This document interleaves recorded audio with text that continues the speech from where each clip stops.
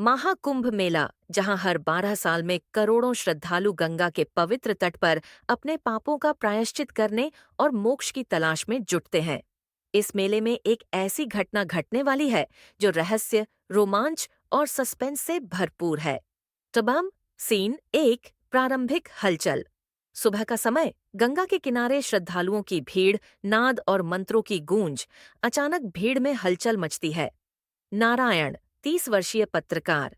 यहाँ कुछ अजीब हो रहा है, इतनी भीड़ और सब एक तरफ भाग रहे हैं। कहीं कुछ गड़बड़ तो नहीं? नारायण अपने कैमरे को ऑन करता है और उस ओर बढ़ता है जहाँ भीड़ इकट्ठा हो रही है। अदरवनासी, सीन 2, रहस्यमय संते। एक सफेद वस्त्रधारी संत भीड़ के बीच खड़े हैं। उनके चेहरे पर गहन शांति, लेकिन आंखों में अजीब सी चमक। संत, अमृत को पाने का समय आ गया है। जो इसके योग्य हैं वे ही इसे पा सकेंगे, लेकिन अमृत तक पहुंचना आसान नहीं। सभी लोग चौंकते हैं। नारायण संत के करीब जाता है। नारायण, आप किस अमृत की बात कर रहे हैं? संत, मुस्कुराते हुए, यह एक गुप्त कथा है, लेकिन हर सच्चा इच्छुक इसे ढूंढ सकता है। तन्या था सीन पहला, सुराग। संत भीड़ में एक लिफाफा फेंकते हैं और गायब हो जाते हैं। लिफाफे के अंदर एक पहेली है। पहेली, गंगा की धार, जहां मिलती है 3 धाराएं, वहीं मिलेगा पहला रहस्य। नारायण तुरंत हरिद्वार से प्रयागराज के लिए निकल पड़ता है, लेकिन तभी उसके पीछे 2 रहस्यमयी नकाबपोश लोग उसे फॉलो करते दिखते हैं। मंदामाजा, सीन 4, त्रिवेणी संगम पर धोखा।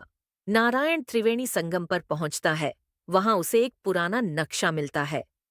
नारायण, यह तो किसी प्राचीन मंदिर का नक्शा लगता है, लेकिन तभी नकाबपोश लोग उस पर हमला करते हैं। नकाबपोश, तुम इस खेल में क्यों पड़े हो? यह अमृत तुम्हारे लिए नहीं है। नारायण किसी तरह बच निकलता है। असनाहा, सीन 5, रहस्यमय मंदिर। नक्शे के अनुसार नारायण एक पुराने मंदिर तक पहुंचता है। मंदिर के अंदर एक पत्थर की दीवार पर उकेरे गए शब्द। दीवार पर लिखा, ध्यान से सुनो, जो अमृत चाहता है उसे अपने भय का सामना करना होगा। अचानक मंदिर की जमीन हिलने लगती है। नारायण किसी गुप्त सुरंग में गिर जाता है।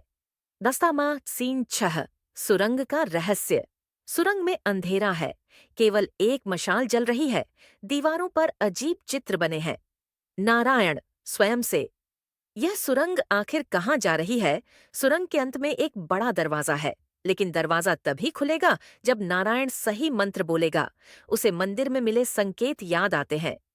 नारायण, AUM अमृताय नमः। दरवाजा खुलता है।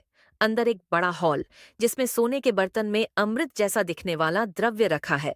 दानमा, सीन 7, अंतिम सस्पेंस। जैसे ही नारायण अमृत के करीब पहुंचता है, संत फिर से प्रकट होते हैं। संत, रुको, क्या तुम जानते हो यह अमृत केवल आत्मा को शुद्ध करने के लिए है? अगर लोभ में इसका उपयोग करोगे तो यह तुम्हारे जीवन को नष्ट कर देगा। नारायण ठहर जाता है, लेकिन तभी नकाबपोश लोग फिर से आते हैं और अमृत चुराने की कोशिश करते हैं। संत, उनका अंत निश्चित है। जैसे ही नकाबपोश अमृत को छूते हैं, वे गायब हो जाते हैं। संत नारायण को देखते हैं। संत, तुमने अपनी बुद्धि और साहस से सच्चे साधक का परिचय दिया। अब तुम्हारे अंदर की सच्चाई ही तुम्हारा मार्गदर्शन करेगी। अमावा, सीन 8, समापन। नारायण अमृत को वहीं छोड़ देता है और मेले की भीड़ में लौट आता है। उसकी आंखों में एक अजीब चमक है। नारायण स्वयं से, सच्चा अमृत तो आत्मज्ञान है। शायद यही इस यात्रा का संदेश था। कहानी यहीं समाप्त होती है, लेकिन दर्शकों के मन में सवाल छोड़ जाती है।